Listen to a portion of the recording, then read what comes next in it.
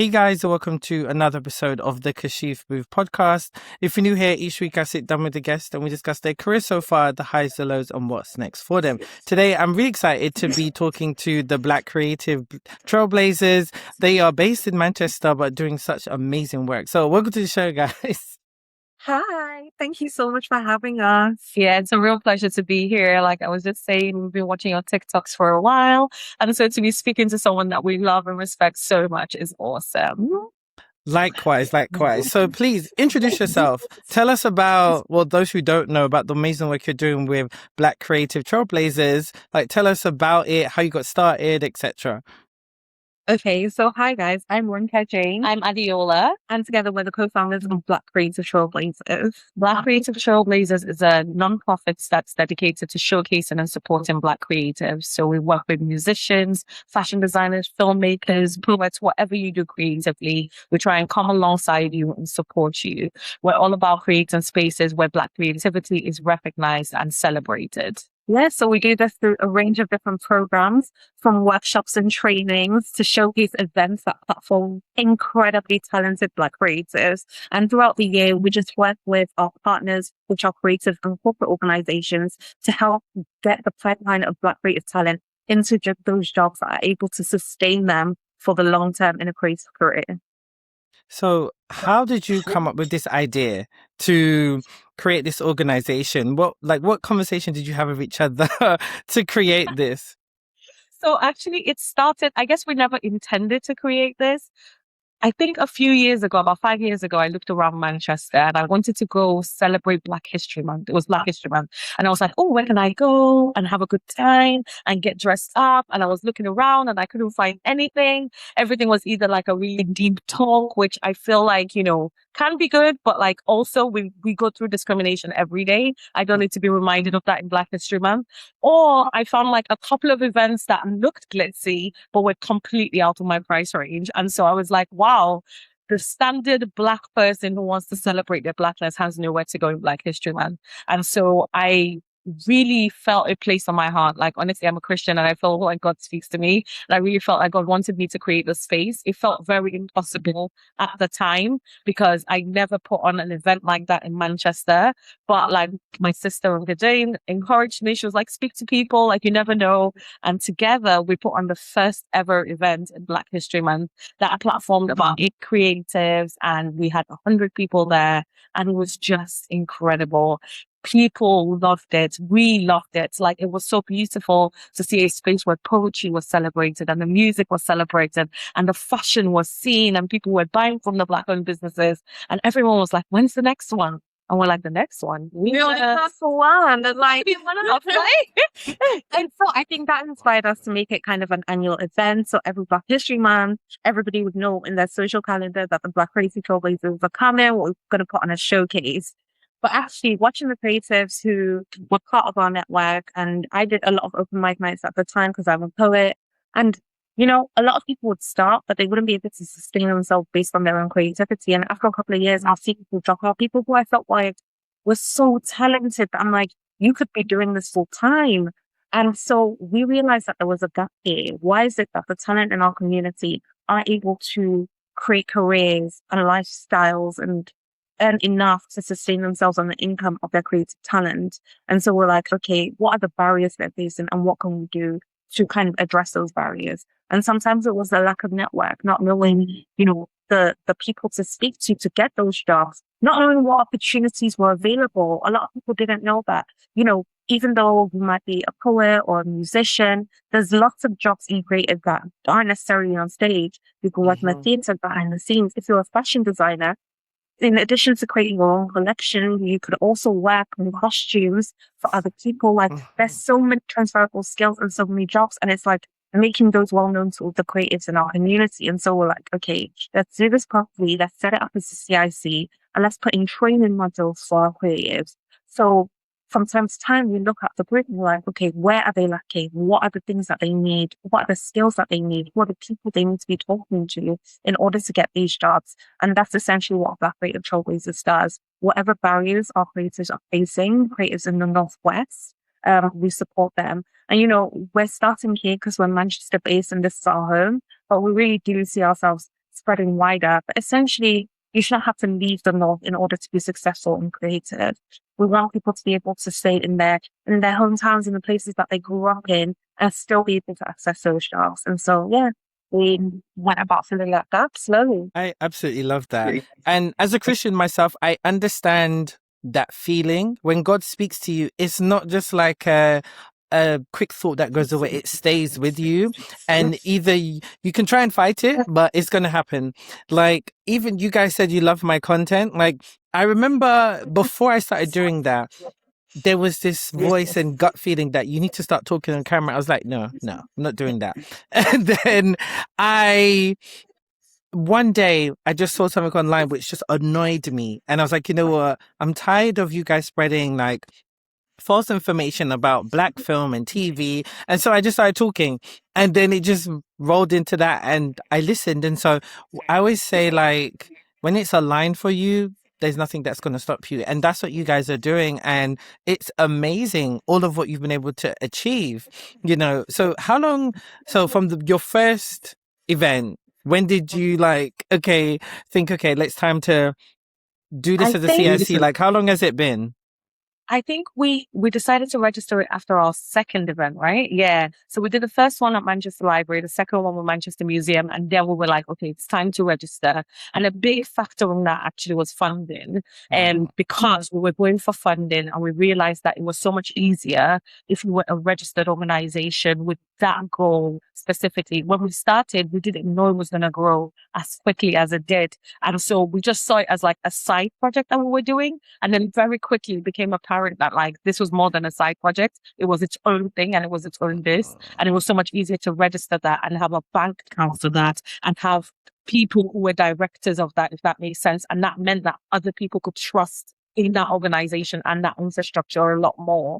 And then by doing that, we saw growth. By doing that, we got our first successful Arts Council funding, which Arts Council funding is a beast and notoriously difficult. But that was really good. So yeah, we relate to like the struggle of funding. And so I think that like then we then started to think about the divisions within the organization. So we basically registered 2 years after we did our first event. So yeah, first event was in 2022. We registered in 2024. And yeah, so we've been registered for just over 2 years. Wow. Yeah. That's so good. And one thing I said off camera, but one thing I really love, and you've emphasized it, is that you guys are based in Manchester. You made such a great point. And I'm always talking about it as well, because everything is so London based. And I think a lot of people still think the majority of people are in London and in the UK. It's like, no, they're everywhere, everywhere. Black people are everywhere. And that's one thing I talk about, especially on my page, is that when we're talking about diverse storytelling and showcasing Black creatives, it's not just the London experience. You know, there's so many different type of, yes, we're all Black, but there's different lived experiences, and people are everywhere. And Manchester is a massive city in the UK, you know. It's still a great creative hub, and for you to push Black creatives in that way is so good. So, as a poet, you know, like I used to go out for opportunities all around the country, and there was one night in London, and it was going to be a performance at the V&A Museum, and it was this really cool opportunity, and I was just like, oh damn, I have to be there. And then I got it. I was successful, but then I was just like, okay, travel from Manchester to London, if you're just booking a train within the week, it's like 100 and something pounds. And I was just like, ooh, that's quite expensive. Would they be willing to cover my travel? They don't have to pay me, but I'll come just cover my travel. And the organization were like, no. And I was just like, okay, how about half? Because I really wanted to do it. I was just like, you guys pay out, I'll pay the other half. And they were like, no, unfortunately, we're not able to cover travel expenses. And so essentially I couldn't take advantage of that opportunity. And it was so heartbreaking because I watched some videos, it was really cool, but I was based up north. And those are the hidden and invisible barriers to opportunity. You know, the amount of people who'd see me or new people who'd be exposed to my work, or even having a platform like a V&A to performer, it's huge. But if I can't access it, then essentially it does nothing. And it wasn't just me. There's so many talented creators up north who don't have that same access to opportunity. And so removing barriers like that and bringing opportunities like that to the North are so key, because essentially there's so much talent here and it's a waste to not connect the pipelines. And so what can we do to better, I guess, increase exposure of those who are commissioning to the talent? And that's what we've been doing with Black Lady Trailblazers. And you have. And I think I always say that like the UK is so far behind, I think, in like America and other countries, because America have, for example, so many different states that are creative hubs. So if people want to make it big, they can move to LA, they can move to Atlanta, they can move to New York.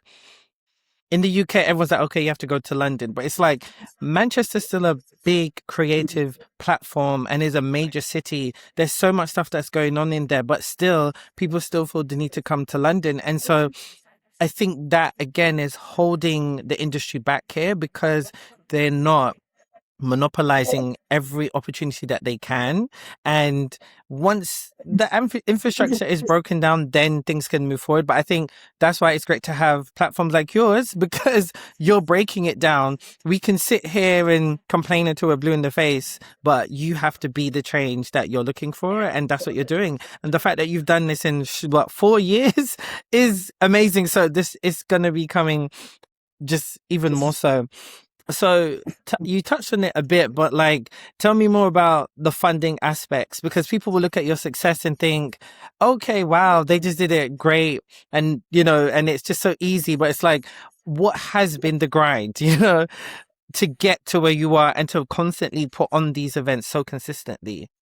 Yeah, I would say funding is the single most difficult thing that we face as an organization. And it's probably the single most difficult thing that creatives face as well, is that you have these cool ideas and you know the concept that you want to do, but do you have the money to make those ideas a reality? Because without the funding, then again, that's another barrier to access and entry and creation of new work.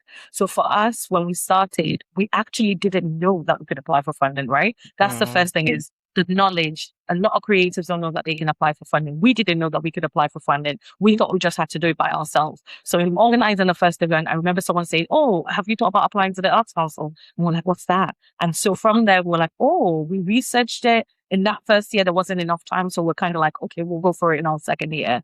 And so in our second year, we did our first Arts Council application. Now, we were totally unsuccessful. We didn't even get through the first stage and eligibility, because Arts Council on their website, if you go deep, they tell you about the things they fund and the things they don't. They fund theatre, poetry, art. They do not fund fashion. They do not fund film. They do not fund certain specific things which they feel already have like a funding body. So anything film, they feel you should go to the BFI. Anything fashion, they feel you should go to the British Fashion Council. It's a bit unfortunate, because sometimes with the British Fashion Council, they might not have a fund that's open or relevant to you. Or I don't know how it works with the BFI, they might not have something that's open. The thing that makes the Arts Council so amazing is that they always have a fund open. So usually they have two funds. You can apply for up to 30,000 or up to 100,000 for anything, any project that you have. And that's always open. And I think that's something that other funds don't have. Yeah. And so that's called the National Lottery Project Grant, NLPG. And in addition to that, Arts Council have developed your own creative practice, which is for individuals rather than organizations. And so you can apply for that as well. And that's up to £12,000. But starting off, you know, we went into it very blind. In fact, we even had somebody who was like supporting us in the application, and we put a lot of faith in them, like they would know, and they were quietly confident. And then it came back that we didn't even pass eligibility. And at that point, when we got our first rejection, we requested somebody from within Arts Council, because you can ask for support, and you can ask for support from a relationship manager. And I remember you reached out for a relationship manager, and you were told, unless you have a question that isn't answered on the website, you can't have access to that. It turns out that that's not true. That's false information. But we reached out to the service, and that's what they told us. And so when we went for Arts Council the following year, and we were also unsuccessful that year, we felt really deflated. And part of it is like, we'd asked for support. We knew that we didn't know everything. We knew that the help we tried to get by ourselves they didn't have enough information either. And so as people coming into the space for the first time, where can we go to support? And source support. And we had approached the organization directly, and we felt like that support wasn't available to us. It was a very closed knowledge circle if you know Mm, nobody does that. And we mm. felt like kind of locked out there. And so at that point, we made a video and we called our arts council and we're like, this has happened and we'd asked for your support and you did support us. But yet year after year, you guys keep rejecting us, but you're not willing to help us have the knowledge. And it gained a lot of traction with our audience. We have a really supportive community and they were tagging Arts Council left, right and centre. And somebody actually got back to us from Arts Council and I appreciate that. And they gave us a relationship manager who has been incredible. And with her support, she's been able to tell us, okay, this is how we need to go about it. Here are the things you need to know. And that knowledge has been instrumental, not just for us, but for our entire community. Because now that we have a relationship manager, every time our creatives are struggling, if we feel like their application is in a place where it can, just do with like minor tweaks or a little bit of advice, we can connect them. So our relationship manager. But that's a whole post, a whole community that didn't have access to that information. And so kind of breaking down these knowledge gaps, it's so key. This funding gaps, you don't know what you don't know until you're in that situation. And unless you have somebody to teach you, how will you ever Yes. know? I think it's so powerful what you just said, because sometimes, like, when you post something online, people will try and say to you, oh, you can't do that, you get blackballed. But no, you called them out. And Yeah. it was the change that you were looking for and was needed, not just for yourself, but for our community. And I think that's really, really good. Yeah, I think something I will say is like, I feel like a lot of funding does a big factor in it is who you know. Like, it's really important to Yes. step out, because when I think about all the funding, so just to be as transparent as possible, there's kind of three sources of funding that we have, right? One is like Arts Council, like public body funding, right? So that can come from Arts Council, it can come from Manchester City Council. There's something in Manchester, I think it's across the country, called Your Neighbourhood Fund, which is whenever you're doing something that benefits people in your local area, the city council or the local council should give you money towards that, if it's a free event and things like that. So there's that type of funding. There's also corporate funding, right? Which is sponsorships and things like that, and that we apply for. And with corporate sponsorships, even though technically it's like a pack that you send, right? And you might say, hey, I would like to do this project. These are the tiers of funding that I have. And if you give me this much money, I'll post about you on Instagram. If you give me this much money, I'll shout you out on stage, or I'll name something after you, etc. But still, in our experience, all of the corporate funding that we've got has also been through meeting somebody at an event who resonates, where we're able to explain what we do. And then they're like, oh my God, I love what you do.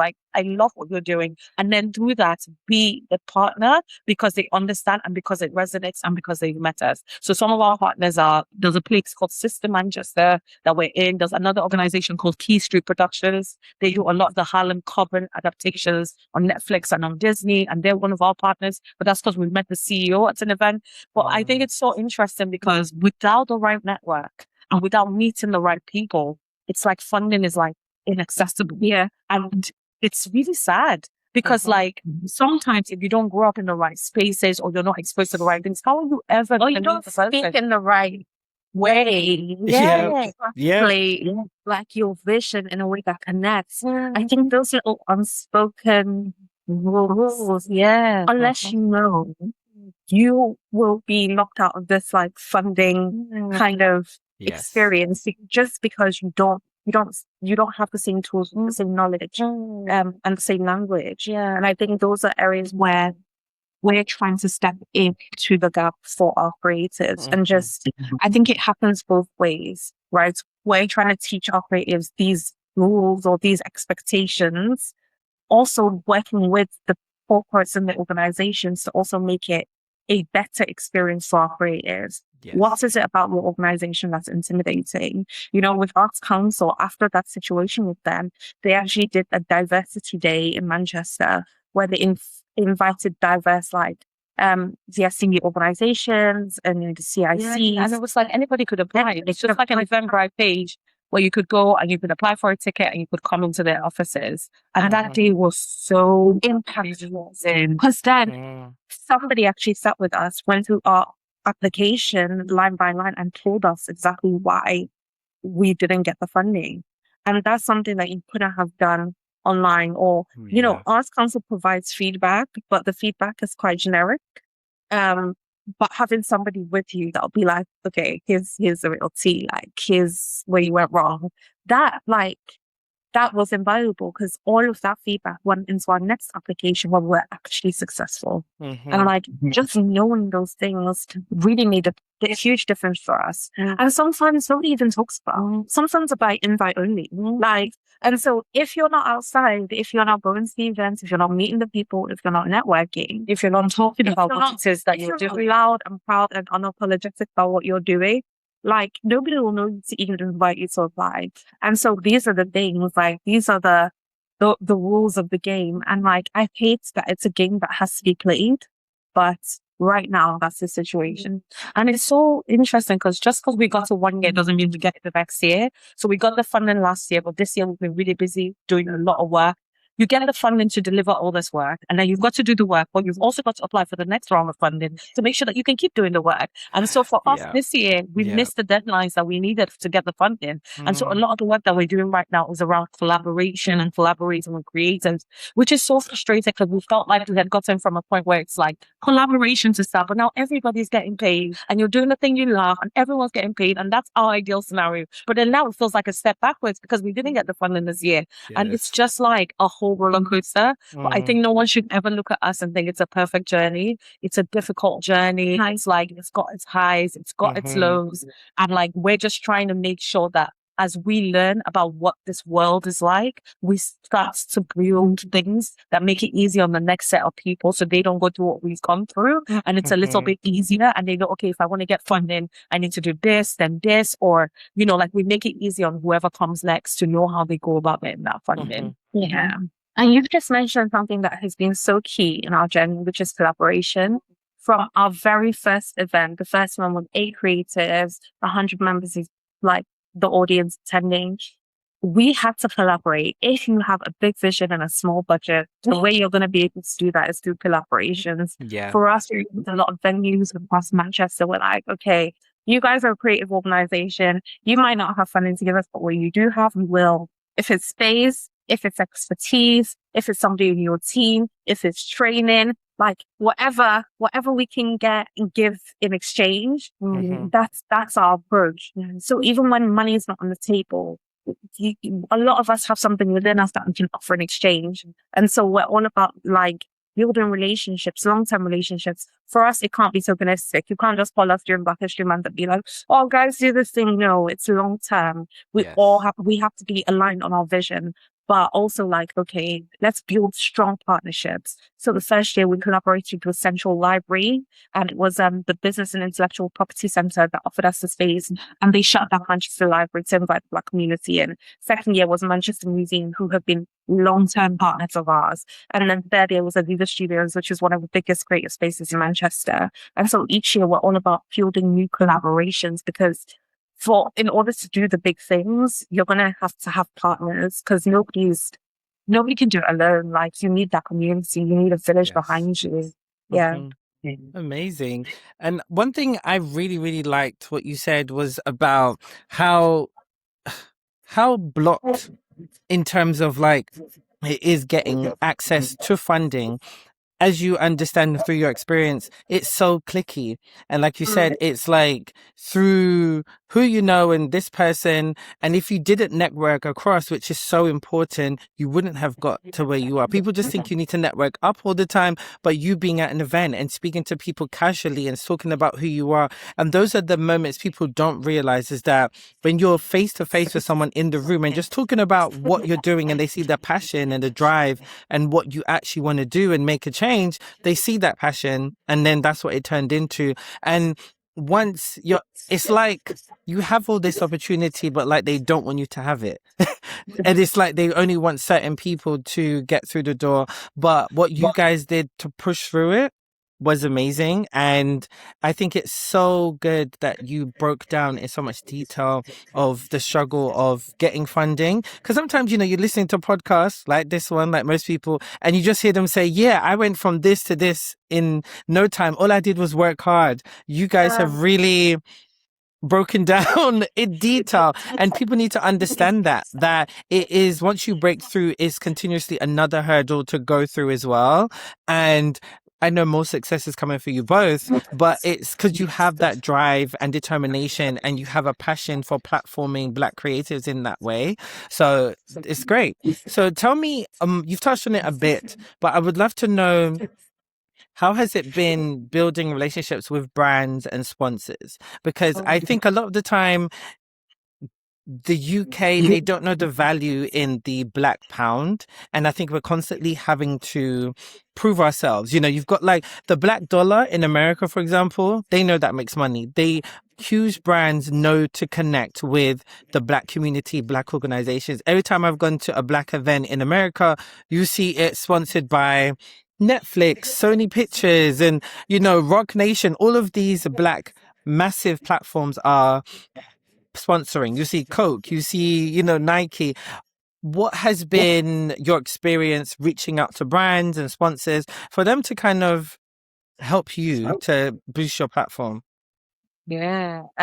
Honestly, it's not been the easiest. I think as much as we've grown, I think without that personal relationship with somebody to link you indirectly, I think last year we tried kind of sending our sponsorship to so many places, but reached out cold, hardly ever gets a response. I think something that has helped a little bit is LinkedIn, because I think on LinkedIn, you are able to like connect with people where they can see the work you're doing almost passively. Like, I think LinkedIn gives you a lot of visibility with businesses, and then you can start a conversation with somebody and say, hey, this is what I'm doing. Can we jump on a call? And I think we've had maybe a little bit more conversation on LinkedIn, right? But I think that the places that we've really been able to convert has been through meeting people face to face, actually, face to face. And I don't know whether other methods went for other people, but for us, the whole idea of just sending out an email without a face to face meeting has never worked for us. Same. Convince anyone in that way, and it's.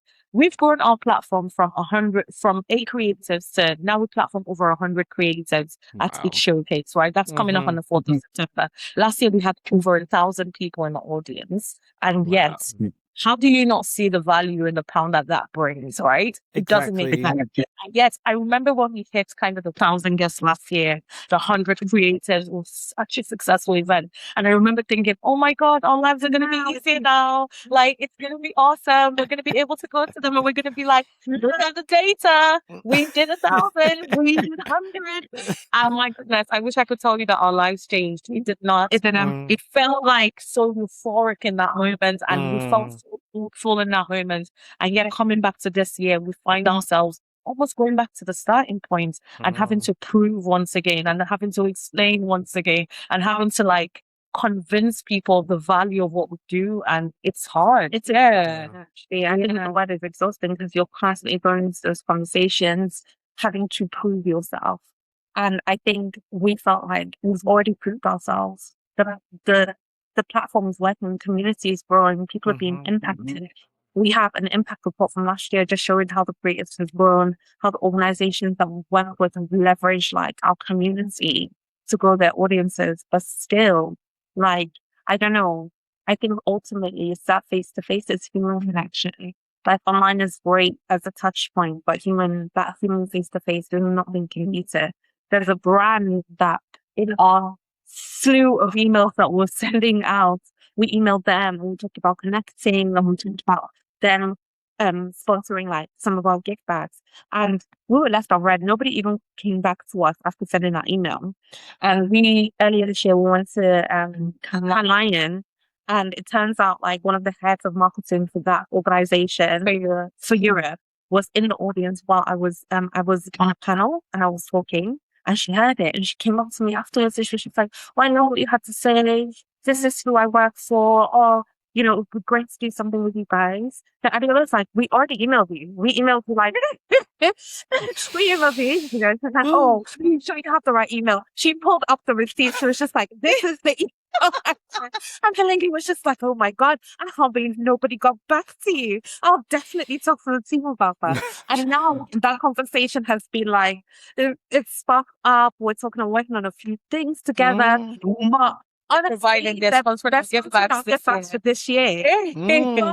That's like a face-to-face connection that dealing with what 10, 20, no matter how many follow-ups we couldn't do. And so I think it's just as much as possible, try and have that conversation, because within 15 minutes, we have like a rough plan of My goodness. Yes. Mm. 15 minutes. Yeah. And that would have been like 30, 40 emails going back and forth and back and forth and oh my God, and this and that. And Yeah. Yeah. I think that also, like, you talk about breaking stuff down. So essentially we have a sponsorship pack, right? Yeah. And in that sponsorship pack, it does break down what we do, why we do, who our audience is, why it's important to partner with us, right? But what we find is that the pack alone is not enough to do the work.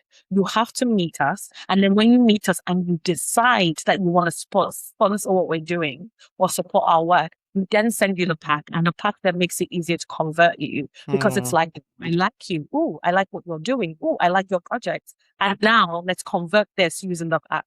But we need to have that conversation first. Yes. Both things need to be strong. Yes. Yeah, that's the way I would break it down. It's like, be ready. And when preparation, I think it's a good one. Preparation means opportunity. Yes. Yes.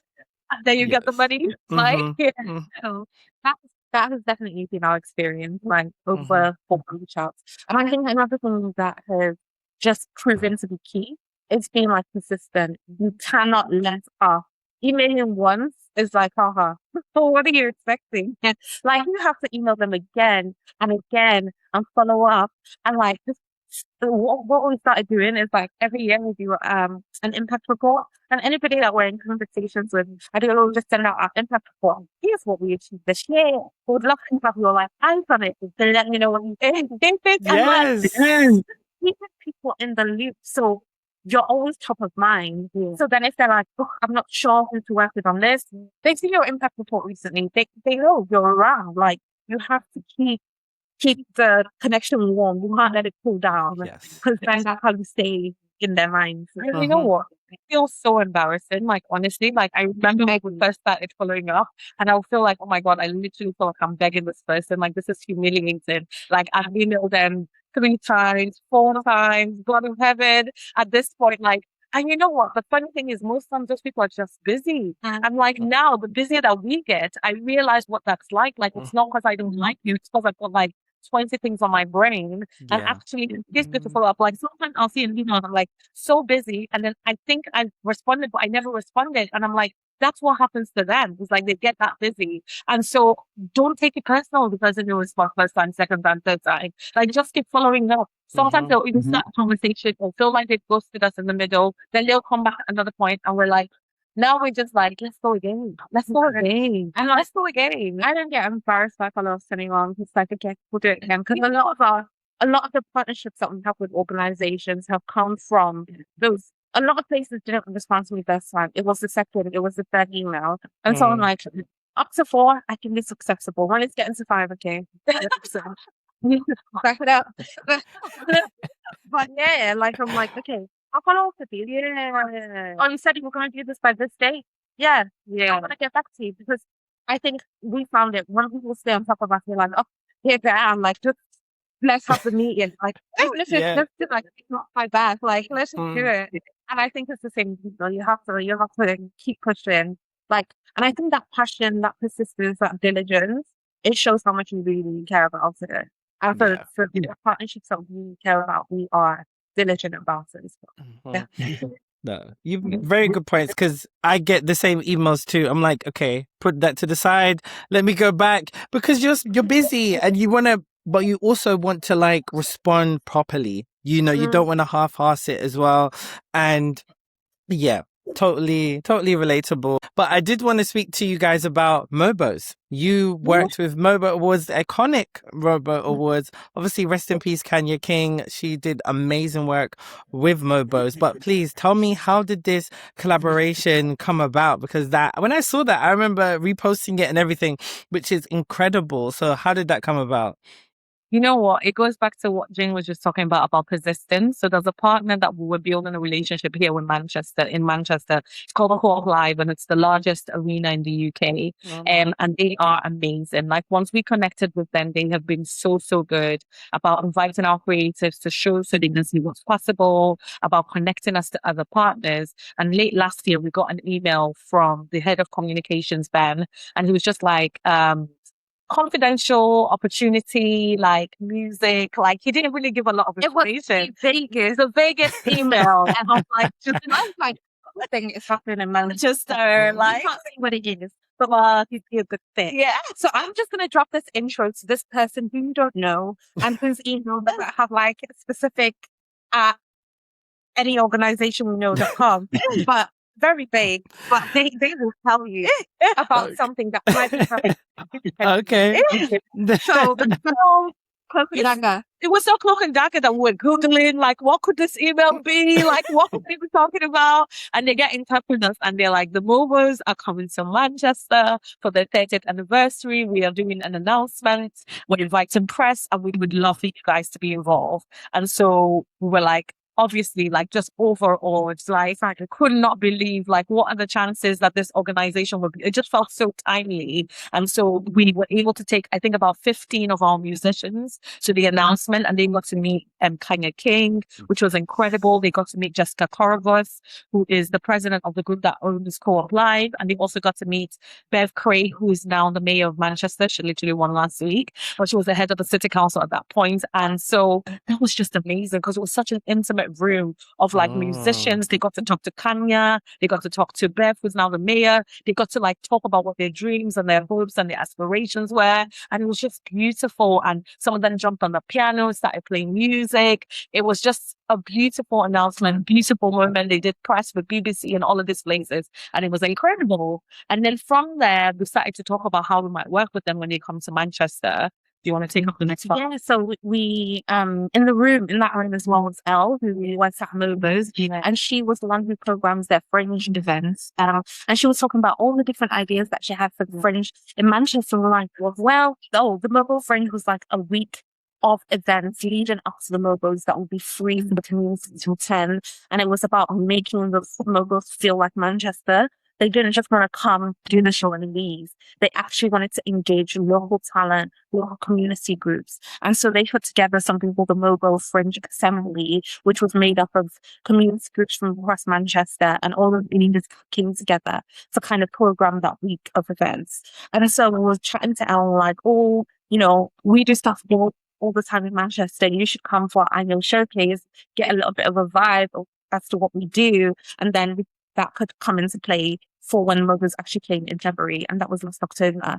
And so Elle, she was incredible. She drove from London, stuck in Birmingham, made her way to Manchester for our showcase, and she was blown away. She was just like, wow. When she came out of the showcase, she had pages of notes on like all she wanted to do. She was like, I have been taking notes like crazy. This is incredible. She calls it like one of the best events she's ever been to in her life. And bear in mind, she's proper music industry. She's like, trust me, I've been to a lot of events and this is one of the best. And she was like, you know what? I would love to recreate this evening, but for the mobiles. Like, can we do that? And all of that sort of stuff. At the time, it felt like very dreamy, very, can we do it? But eventually we ended up kind of through the mobile assembly, kind of programming the launch event for Mobile Fringe Week, which was amazing. It was beautiful. It was warm. The community came together. The now Prime Minister was there, Andy Burnham. He came, he spoke to us, like he went on stage, he vibed with the audience. It was just a beautiful, beautiful evening, celebrating Black music, celebrating Black community. Hundreds of us in this art gallery, just like with African drums, with some rocking on stage, with some Afrobeat dancing. Like it was just a beautiful night and it was incredible. And then of course we got to go to the mobiles. That was phenomenal. But I think even just like that trajectory of our creatives coming together in a tiny room with speakers Kanye King, to then being able to perform at an event for the mobiles, to then attend the actual huge mobile awards, and they were in the pit, so they were right by the stage, and them seeing that this trajectory is possible, like it's possible for you to start where you are and end up on this stage. And actually, one of the dancers is from our community as well, who danced with Tia. And so seeing Tia on stage, being like, damn it, you're in our community and you're performing for the mobiles. It's possible, guys. Like I think for so many of them, it was beautiful, but it was also like inspiring. And it was a case of, okay, I've seen somebody who I know do it, so then I believe that it's possible for me too. And they didn't have to leave Manchester for that to happen. It will happen with the Exactly. And so and the Brits coming back this year. It can be part of the Brits. And from Yes. here, it's like, the world is our oyster. And like Manchester's on the map now. And so, like I think if organizations are wise, they'll get in early. Yeah. Yeah. Yeah. Amazing. Honestly, just hearing that is great. And I remember what I was going to say before. What it is it's about being personable, building that genuine connection with somebody in the industry. That is what you're able to do. And then you slap them with the, okay, here we go. Here's the sponsorship tiers.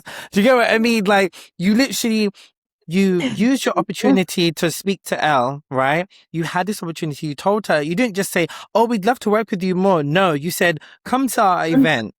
That's what, you did it perfectly, because people don't want to be bombarded with, okay, yeah, we want to do all this. Yeah, they get that all the time. But you genuinely just inviting her to come, whether it became something or not, that's what she appreciated. And she saw the amazing work you're doing. And that's why it led to this. And that's why it can just go up and up. And I think the great thing about what Mobos has done is that from it just always being in London and then them going all around the country, it's been like that for a good few years now, is what creates these opportunities and showcases more people. And like you said, the Brits coming, there's no reason why the Brits can't come and be knocking on your door, okay? Because again, now that they've brought back like what is it, the R&B category at the Brits, you could be showcasing so many R&B artists in Manchester. Like, come on, they better be listening. Like, you could easily do that leading up to the Brits. Like, come on, like with so many. I've said this recently that I feel like we are in the peak of like R&B UK music with Flo, Adeola. I could go on, so there's so many opportunities. So whoever's watching, I'm just saying, like, come on. And you guys have messaged me as well. And now you're making me think, okay, yeah, I need to make sure I book a ticket and just come down to Manchester to the event. Because I've always seen, obviously I want to come, but Manchester. You a ticket. You just get yourself here for the show. Okay, I'm coming. But also, I hope you can make it. I want to come. Beautiful night for the community, and it just feels, we can't describe it. You just have to be here. And I love that it's in September, your upcoming event, 4th of September, because even like a Black History Month panel I was on last year at an ad agency, I said to them, these are great. These platforms are great when you guys want to showcase Black History Month, but it's not supposed to just be in October, guys, okay? It needs to be all year round. We're Black every single day of the year, okay? Like, come on. All year round. And speaking of your upcoming event, obviously I saw recently on your TikTok about your billboard. Amazing. Okay. That is like bucket list level. And I think you said it in your video. So like, please tell me, how did you get this billboard, and what did it feel like seeing it as well? Do you know what's crazy? About a year ago, so in the build up to kind of our annual showcase, I do like little video updates telling the audience, like, here's what we're working on, here's what we'd love to have. And like a lot of people pitching ideas like, oh, invite this person, like people be like, invite Stormzy, invite like Dave, get the people to come to Manchester. And like we just say wild things. And I feel like when we talk to our audience, we just put things out like, oh, I believe in the power of the tongue and just speaking life into things. And so at that point, I was just like, you know what we need next, guys? We want something big. We want a billboard.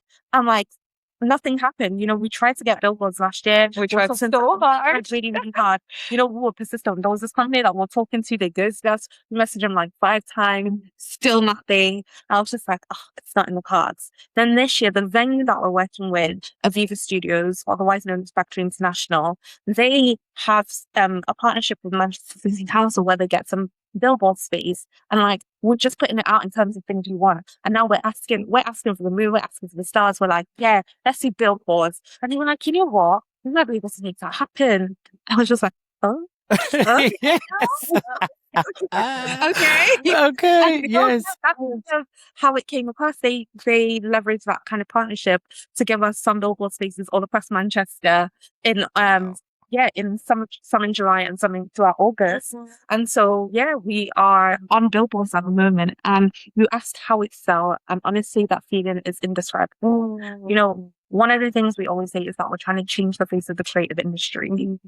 And through the billboards, just being able to see Black creators on a billboard in our streets, that people start really staring, engaging.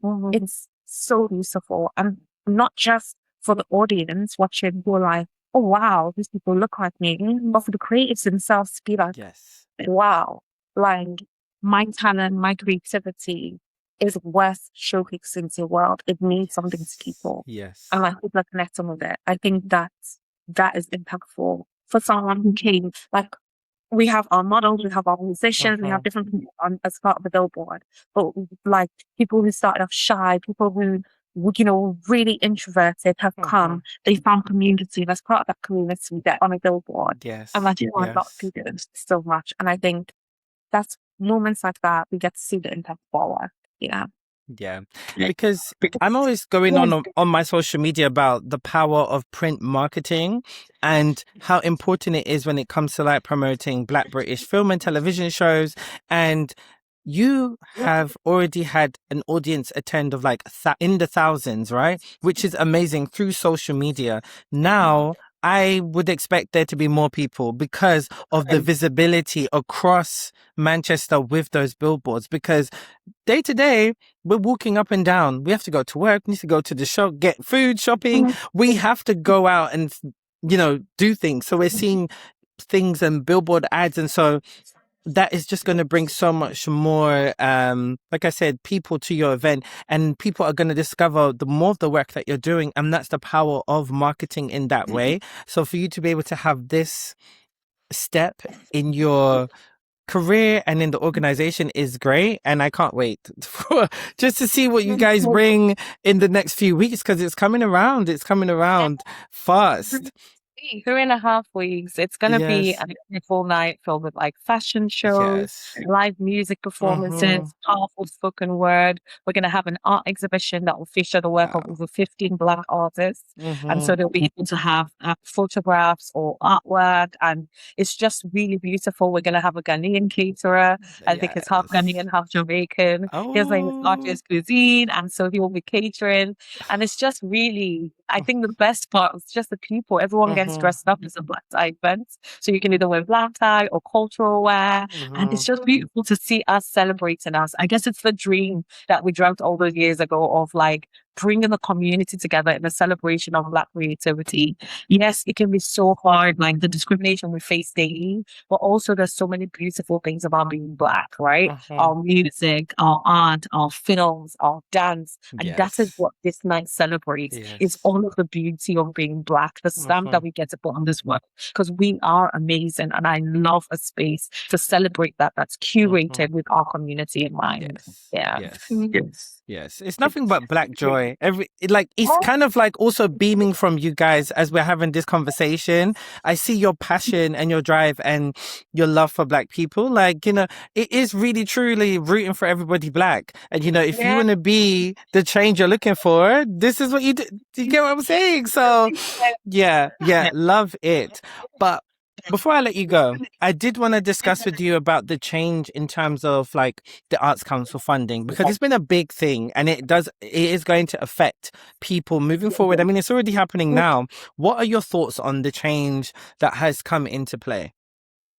So the big change with Arts Council, I think previously they had a strategy that was kind of all about getting everybody involved in something creative, right? But that strategy has now switched kind of, because there was a big review about it, because a lot of people complained that Arts Council funding wasn't working. It's really hard. Even the system that you use to apply grants here, oh my gosh, you need expertise in order to operate it. Like, it is not an easy platform to work on. And actually, when we were unsuccessful, I would say a big part of our issue was kind of the platform that we were using, because it was really hard to navigate, and you didn't know that you could download the questions ahead of time, fill it in a separate document, and then put it back on Arts Council. Okay. But now they changed. They're working on kind of a short-term strategy called Excellence for Everyone Everywhere, and rather than kind of prioritizing just everyone having access to creativity, the new priority is like people like improving their creativity. So people who've already perhaps been doing it and are doing it at quite a high level, how do we then get them to step up to a point where, they're able to do it professionally? And so that big change is going to impact a lot of people, because rather than just getting a wide range of people involved in creativity, it's about honing in and okay, how can you get to the next level? What are you going to do to step up? I think for a lot of creatives in our community, they've been doing it for a few years. And so that excellence is already in them, and the strategy works for us. But I guess the new people coming into the field of just wanting to explore new creative craft, perhaps getting involved will be more challenging. And so I think for Black creators, they need to really be able to demonstrate the things that they're doing before they apply for funding to show that they have that excellence. It's about quite a few of the things that we've talked about, collaborating with other people. I think oftentimes, we wait for permission. We're like, I've applied for this opportunity. I'm waiting to get it. Maybe I get it, but then don't. Within you and your friends, you can already do things. You can put on your own shows. You can go out and organize an exhibit. As a community, we already have so much talent. And rather than waiting for the gatekeepers to give us permission to do the thing, we should just do the thing. And I think that will already demonstrate excellence. And so I think when you're applying, you're not applying as someone fresh to the game. You're like, I'm doing this and I'm passionate about it. And here's a proof of how I've done it before. And I think that's how that strategy will impact me. It's because we have to have that demonstrable track record of excellence. And so, really encouraging people to go and do things on their own and speak to people around them. Rather than wait for permission. It's moving from the let's create strategy to the excellence for everyone, everywhere strategy. What do you think? Excellence for everyone, everywhere.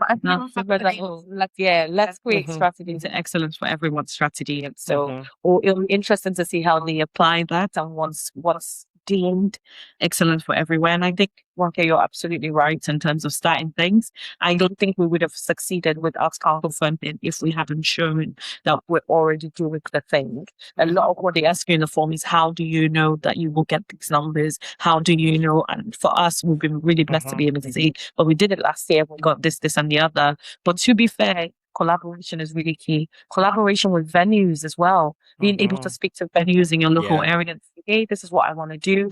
I think this will be good for you because this will bring my audience in. This will bring this community in. A lot of spaces rely on community funding, but are they actually connected with the community? And how can you say, actually, I'm putting this show together and it's got this audience in mind, and I can, with this event, this is the audience that I'm going to attract, and you need to be able to connect with that audience, like showing them the value of what they get from being able to collaborate with you, and the power that you have to bring in certain audiences that they cannot attract because they cannot relate to the lived experience that you have and the audience that you have, and then being able to make those collaborations happen in a way that they feel they're getting something and you feel you're getting something out of it. And how far can you go, and who else can you work with? And I think creative communities are like really important. I think that's one core strength of Black Creative Trailblazers. We've grown to being the largest network of Black creatives in the Northwest. And so we have 500 in our day-to-day WhatsApp group, or we have over 1,000 on our mailing list. And that's people from all around the Northwest, and even a few in London.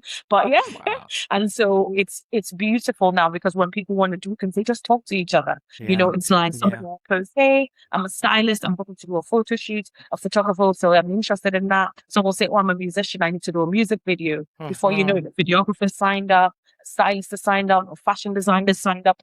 And within ourselves, through this community, we're able to make things happen, even if the finance isn't there. And then you create a piece of work that all of you can then rely on and add to your portfolio and show other people, well, I've styled for this video shoot, well, I've created this film for this thing. And then you're all able to level up using that shared piece of work that you've created. It's really to see. Exactly. Very solid points again. Like, I have nothing else to add, because if you don't build your own platform and your own portfolio, you're not going to get anywhere. I learned that very, very early.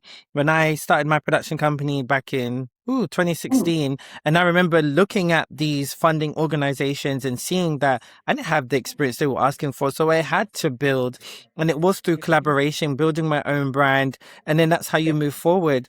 And I think also we as Black creatives need to understand the business of the industry. And that's what I've been doing for the past year or so, really understanding the business and understanding the infrastructure, because, we can't keep applying for funding all the time. It is to the point to get to a point where you get equity investors and real brands showing them like this is the value in what we can do here as well. And so, because applying for funding is like playing the national lottery, and it's like a roll of the dice. And so once you kind of understand that, then it's good. But I think some people, when you are speaking to organizations or even investors, they're looking at the business end of it, but not understanding the cultural impact. And sometimes you need both. You have to have cultural impact, because without cultural impact, there's no change. So yeah, again, I love what you guys are doing, but please share the details of your event, how people can still get tickets, because obviously it's coming up really so fast before they sell out.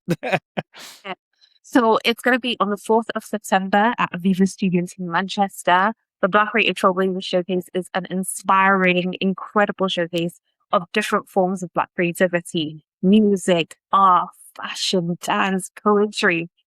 And it's a beautiful black tie evening where we're inviting all kinds of people. Everyone is welcome. It's a joyful celebration of Black creativity, and we'd love as many people to be there as possible.